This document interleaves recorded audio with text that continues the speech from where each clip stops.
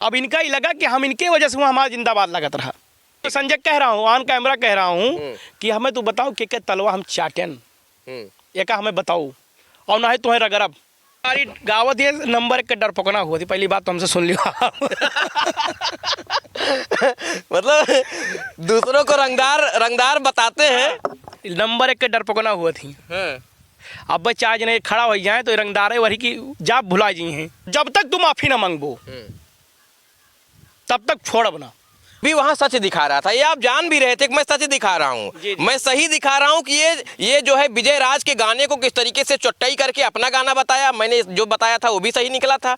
मैंने ये भी बताया था कि अपने गुंडों को लेकर गया था और वहाँ मारपीट की घटना को अंजाम दिया, और जब मारपीट ज़्यादा हुई तो उसमें इसको भी चोटें आई, मैंने उसको दिखाया। तब मुझे गालियाँ दी जा रही थी। तो आप प्रदीप यदुवंशी जी आप बताइए हमें कि जब सच सामने खड़ा हो और दूसरी तरफ अपनी बिरादरी के लोग खड़े हों, तो प्रदीप यादव सच को चुनेंगे या अपनी बिरादरी को चुने? देखिए भैया, मैं उस समय जान नहीं पाया। जो पट्टी बांधा था झूठाइन बांधा था वो पक्की बात। हाँ, वो झूठा है, कोई मतलब नहीं था उसका, टाका नहीं लगा, सब कुछ नहीं था, सबसे हवाबाजी थी उसकी, पता था। मैं बाद में मुझे पछतावा भी हुआ यार, सुल्तानपुर में झगड़ा भाई गलत ही नहीं रहे।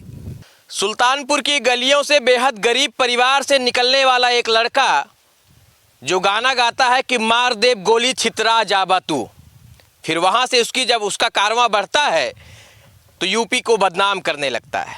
बदनाम यूपी गाना भी गाता है, हालांकि ये गाना किसी और का था जिसे उसने चुराया था, ऐसा आरोप भी लगाया गया था। नहीं, उसने आगे चलकर गाया कि 108 पे लदके जाबा। किसको 108 पर लदवाना चाहता था, ये भी बड़ा सवाल है। और तब इतना गिरा ये जितना बरेली के बाजार में झुमका नहीं गिरा था जब इसने 376 गा दिया। ये 376 लगवाने का ठेकेदार निकला।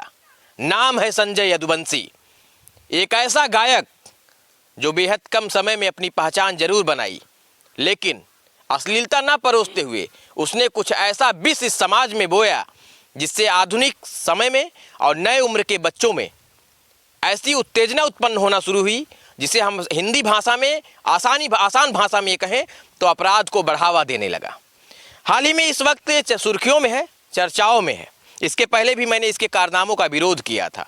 ये अमन सिंह नाम के एक लड़के के पास अपने गुर्गों को ले जाता है, वहाँ ये मारपीट की घटना को अंजाम देता है और इसके बाद इस पर कई गंभीर धाराओं में मुकदमा पंजीकृत होता है। हाल ही में नंदनी नगर गया था और किस तरीके से पूरी घटना हुई वो मुझे बताने जरूरत नहीं है। इस पूरे विषय पर चर्चा में हमारे साथ समाजसेवी प्रदीप यदुवंशी, जो अयोध्या के मिल्कीपुर के रहने वाले हैं। चेहरा इनका कोई पहचान का मोहताज नहीं है। बहुत स्वागत है आपका, कैसे हैं आप? प्रणाम आपको, मेरा प्रणाम। बहुत शुक्रिया। क्या चल रहा है? ये संजय यदुवंशी जो मेरे ही गृह जनपद का है, यकीनन मेरे गृह जनपद का है, जी। तो मुझे अच्छा लगा जब इसका नाम हुआ। जी। लेकिन जब ये नाम से बदनाम करने लगा तो थोड़ा सा तकलीफ हुई।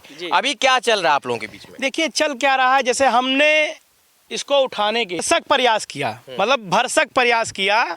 यहाँ तक का जान लीजिए सगा भाई के तरीके इसको ट्रीट किया हमने कि ठीक है, अपने समाज के यादव समाज के लड़का है, आगे जाए, ठीक है। लेकिन यह लड़के का इतना घमंड आई गोवा, लोगन का प्यार पाई गे कि आपन और परावा समझिन मनाया होता कुछ। और नंदनी नगर हमें सब गवाह रहने, इनका लड़के गए अंदर, हमें सब ठीक है, भीड़ उठी इनका देखे ताई, हम लोग भी रहे तो हम लोग की चाहत रहनी आगे जाए। लेकिन भवाई भैया कि अंदर 2-3 घंटा अपन बैठा रहे हैं, भीड़ ज़्यादा रही है क्योंकि राजकथा भी चल रही थी, तो ऑलरेडी भीड़ वहाँ पहले से थी। तो हम भाई बाहर चलाएं, तो जब बाहर चले भाई हम लोग को भी जानने पहचाने लोग हैं, सामाजिक काम करते हैं, तो जो सामाजिक काम करते हैं भाई हमारा जिंदाबाद लगाने लगे वो लोग। अच्छा, जो हमारे भाई आपका काम है, आप जिंदाबाद लगाने लगे। अब इनका ये चीज़ बहुत बेकार लग गया अंदर। उसके बाद ये हुआ से निकले, हम इनका फोन इनके बंद रहा, इंस्टाग्राम से बात भई, तो भाव भैया सुल्तानपुर बाईपास पे कुछ जने आपसे मिला चाहते, भैया मिल लियो। तो इनके भैया पता नहीं कहाँ दिमाग खराब रहा, एक लड़का गवा इनके शीशा पर नॉक की हिसाबन, और ये तुरंत उसका गाली दे दे। तो कहीं भैया हम प्रदीप भैया साथे खोई। क्या करी आया था? अरे गाली दिया, माँ बहन की गाली दिया। अब वो लड़का अगर फोन मिलाऊंगा तो बता देगा। अच्छा। तो माँ बहन की गाली दे दिया कि हम उनको नहीं जानते हैं। अच्छा, जब नहीं जानते तो उसने मुझे फ़ोन किया कि भैया ऐसी सी बात है। तो हमने कहा कोई बात नहीं, मैं बात करता हूँ। मैंने इनको फ़ोन किया, अच्छा इनका भी लहजा वही था बात करने का हमसे, कि तुम अपनी भीड़ वहाँ इकट्ठा किए थे तो अपना प्रोग्राम कर लिया करो। बल्कि माननीय ब्रिजभूषण जी के यहाँ से मेरे पास भी निमंत्रण आया था, नाम सहित आया था। अब इनका ही लगा कि हम इनके वजह से वहाँ हमारा जिंदाबाद लगत रहा। इतना बताओ, समझ रहा हूँ। तो वही समझे कि बड़ा भाई आटे हमार, अगर मान लो लगता है बाटे तो हमरे ताई काव नहीं कहे बागला। भैया गोरखपुर गए हमें सब उनके इलाका में, दुर्गा भाई के। अब दुर्गा भाई आप जानते हो हिस्ट्री टीचर आदमी हैं, ठीक है, और पुरान इतिहास उनके सबके रहा बाटे अपन। तब वो हम कहें कि चलो ठीक है यार भैया बात बात चलो हुआ। आपने पंगा ले लिया? पंगा ले है ना, हम बिल्कुल ले लिया। पंगा ले है ना, हम इनके ताई गए हुआ।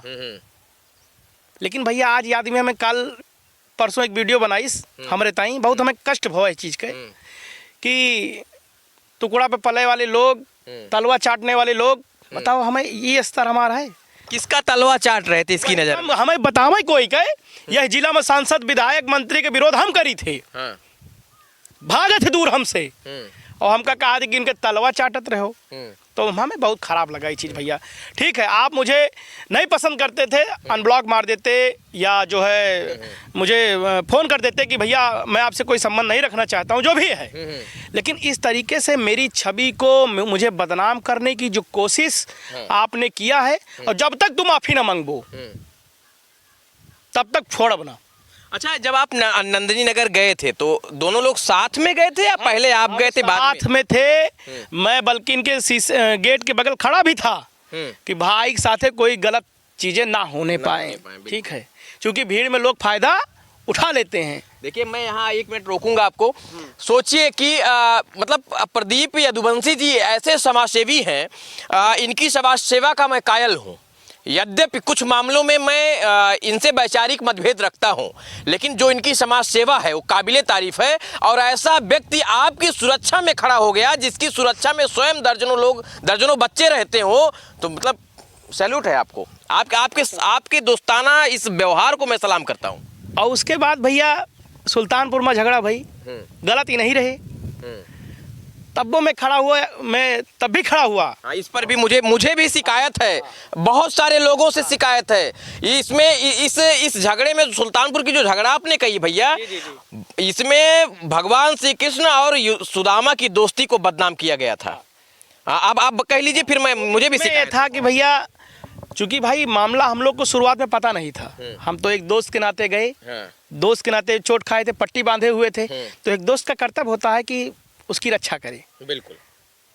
और बाद में मामला हमें कुछ दूसरा पता चला, तो उसमें नंदलाल यादव कोई है, मतलब जो पट्टी बांधा था झूठाइन बांधा था वो, पक्की बात। हाँ वो झूठा है, कोई मतलब नहीं था उसका, टाका उका नहीं लगा, सब कुछ नहीं था, सबसे हवाबाजी थी उसकी, पता था। मैं बाद में मुझे पछतावा भी हुआ यार कि यादव समाज का एक लड़का, दूसरी तरफ का नंदलाल यादव वो भी है, ठीक है, अमन सिंह जी हैं, ठीक है, तमाम लोग थे, लेकिन तब भी इनकी हरकतों पर पर्दा डाला, क्योंकि हम कहते तो बदनामी होती, ठीक है, तब भी इनकी हरकतों पे हमने पर्दा डाला। आप अपने समाज को बदनाम नहीं करना चाहिए। जी बिल्कुल भैया, हम यादव समाज से हैं भैया, तो अपने समाज का हम बदनाम नहीं करा। और कोनो लड़का अगर नीचे से जात हो ऊपर, तो हम सब जितना प्रयास हमारा हुआ था उतना की थे बिल्कुल भैया। अब अगले तरफ भी नंदलाल यादव, तो उसका भी फोन आया कि भैया आप एक पक्ष कैसे काम कर सकते हो। बिल्कुल।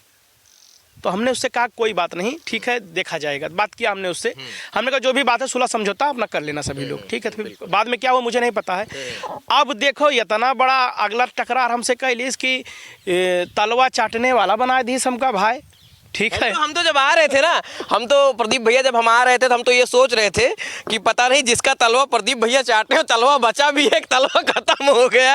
ये तो संजय को बताना चाहिए। मैंने तो पोस्ट भी डाला है कि अगर आप बताना चाहें कि प्रदीप जी किसका तलवा चाट रहे थे, तो मैं आपका अभी भी आह्वान कर रहा हूँ, आप में हिम्मत हो तो आप टाइम्स ऑफ यूपी के सवालों का जवाब देने आ जाइए। संजय कह रहा हूँ, ऑन कैमरा कह रहा हूँ कि हमें तू बताओ कि तलवा हम चाटन, एक हमें बताओ, और ना है तुम्हें रगरब, जब तक तू जो ना है कि जवाब ना दे दे वो हमें। और हम डराए वाले आदमी ना हुई भैया, ठीक है। आधी उम्र लगभग 33 साल उम्र हो गए है, आदमी 60 से ज़्यादा जियत नहीं, तो ज़्यादा आदमी मरे और काउ करी। बिल्कुल। अच्छा भैया, जब सुल्तान, अब मेरी शिकायत आप सुन लीजिए। जब मैं सुल्तानपुर में मैंने इस खबर को दिखाया और मैंने ये कहा कि अपने गुर्गों के साथ गया और वहां पर अमन सिंह के साथ मारपीट की घटना को अंजाम दिया, मैंने ये बात जब कही तो आप लोगों ने सच जानते हुए भी केवल इसलिए वहां दबाया और लाखों की संख्या में मेरे वीडियो के नीचे मुझे गालियां दी गई। आप लोग उस वीडियो को देखे होंगे, तो आपको ये नहीं लगा कि आज सच का गला घोटा जा रहा है? देखिए भैया, जैसे नंदलाल यादव की जब मैंने बात समझी, ठीक है, उनके रिश्तेदारों ने फ़ोन किया। नंदलाल यादव के रिश्तेदार हमारे बगल में ही हैं, वो हमारे घर पे आई, कहा प्रदीप भैया आप इस चीज़ को समझ नहीं रहे हैं, ठीक है, लेकिन भैया पट्टी पुट्टा हम देखे रहे हैं भैया, हम लगा हाँ हो सकता भाई सही हुए। तो कुल मिला के इनके नाटक रहा इस चीज़ के, और मुझे लगता है कि इस बात का मुझे आहत है सबसे ज़्यादा, इसे किस तरीके से एक छोटे भाई का फ़ायदा उठाया, छोटे भाई होने का फायदा उठा लिया। भैया मेरी शिकायत मेरी ये है कि मैं ब्राह्मण था, यद्यप मैं बेशक ब्राह्मण हूँ और हर आदमी की अपनी जात के प्रति झुकाव होता है, आपका हो ये लाजिम है, क्योंकि नात मात रिश्तेदार सब आपक जात में है ना, तो पहले लोग अपना देखते हैं। लेकिन मैं फिर भी वहां सच दिखा रहा था, ये आप जान भी रहे थे कि मैं सच दिखा रहा हूँ, मैं सही दिखा रहा हूँ कि ये जो है विजय राज के गाने को किस तरीके से चुट्टाई करके अपना गाना बताया। मैंने जो बताया था वो भी सही निकला था। मैंने ये भी बताया था कि अपने गुंडों को लेकर गया था और वहां मारपीट की घटना को अंजाम दिया, और जब मारपीट ज्यादा हुई तो उसमें इसको भी चोटें आई, मैंने उसको दिखाया। तब मुझे गालियां दी जा रही थी। तो आप प्रदीप यदुवंशी जी आप बताइए हमें कि जब सच सामने खड़ा हो और दूसरी तरफ अपनी बिरादरी के लोग खड़े हों, तो प्रदीप यादव सच को चुनेंगे या अपनी बिरादरी को चुनेंगे? देखिए भैया, मैं उस समय जान नहीं पाया, हकीकत तो ये है, क्योंकि आनन फानन में हम लोग जब ये घटना सुने तो हम लोग रात को 12 बजे पहुंचे आनन फानन में। तो भैया जैसे हमारे पट्टी बंधी भाई आप आए मिले हमसे, तो आप ना जान पाओ वो चीज़, जो चीज़ पट्टी के अंदर में है आप नहीं जान पाओगे। तो हम आपसे संवेदना रखने के लिए गए हुए थे, नहीं यार कोई चीज़ गलत ना होने पाए, हमारा भाई हमारा मित्र है। लेकिन आज भैया इतना घमंड नहीं ठीक है कि आदमी आपन परावा भूल जाए। हमें क्या बताइन तलवा चाटे वाले, बिल्कुल हमें कितना कष्ट है ये बात का लेके। बिल्कुल। आप अच्छा, ये जैसे तलवा चाटने वाले सवाल का जवाब आप चाहते हैं, तो जरा आप संजय जी से कहिए कि टाइम्स ऑफ यूपी पर आमने सामने हो जाए। बताओ, हम तो कही थे आमने सामने आ जाए, ठीक है, आमने सामने तलवा के चाटन कौन है, अयोध्या जिला में के बाटे या उत्तर प्रदेश में के बाटे जाके प्रदीप तलवा चाटिन, ये का बताओ हमें। अगर नहीं बताते ना बताओ तो रगरब इनका, रगरबा बिल्कुल रगरब, गुंडाई करबा, आप गुंडाई करब। अच्छा, मैं पहला ऐसा व्यक्ति हूँ, मैं दावे के साथ ये बात कह रहा हूँ कि सबसे पहले मैं गुंडई के जितने भी गाने आए, जिसको लोगों ने हाल फिलहाल में सारे गामा पा से दूर करते हुए कहा कि रंगदारी वाला गाना है। मुझे आज तक संस्कृत संगीत के इतिहास में समझ में नहीं आया कि सारे गामा पा सुर ताल के अलावा भी कोई रंगदारी जैसा कोई फेम होता है। लोग संगीत में जानता था, बिरहा जानता था, तमाम ऐसे गाने, सोहर जानता था, ये गाने जानता था, लेकिन रंगदारी एक ऐसा ट्रेंड लेकर आए ये लोग जिसकी वजह से आम समाज के लोग प्रभावित। गावत ये नंबर 1 का डर पकना हुआ थी, पहली बात तो हमसे सुन लिया। मतलब दूसरों को रंगदार बताते हैं, नंबर 1 के डर पकना हुआ थी। अब बच्चा आज नहीं खड़ा हो जाए तो रंगदारे वही की जाप भुला जी हैं, ठीक है। तो ये बड़ा खुलासा है कि जितने लोग रंगदारी गा रहे हैं, जरा अपनी असलियत को दिल थाम के सुनिएगा। ये प्रदीप भैया बता रहे हैं कि तुम्हारी असलियत क्या है। और हम कही थे जितना रंगदार गाए हैं, अब आ जाओ तो बच्चन के भविष्य खराब होता है। ऐसे जैसे हम सभी गलती कही गए कि जो ने सब गाना बनाए हम सब रील उल बना दिए थे। बड़ा अच्छा हुआ कि हमारे सवाल करने से पहले आपने कहा। मैं इसको कहता हूँ कि हाँ, मैंने ये गलत किया कि मुझे रंगदारों के जो गाने हैं इस पे रील नहीं बनाना चाहिए था, ठीक है। लेकिन अब ना बना हुआ है हम, पक्की बात। हाँ, अब हमारा कोई सोशल मीडिया उठा के देख ले, रंगदारन के गाना और रंगदार जो ने रंगदारी गावत ही, इनका एकदम पसंद नहीं करेगा भैया।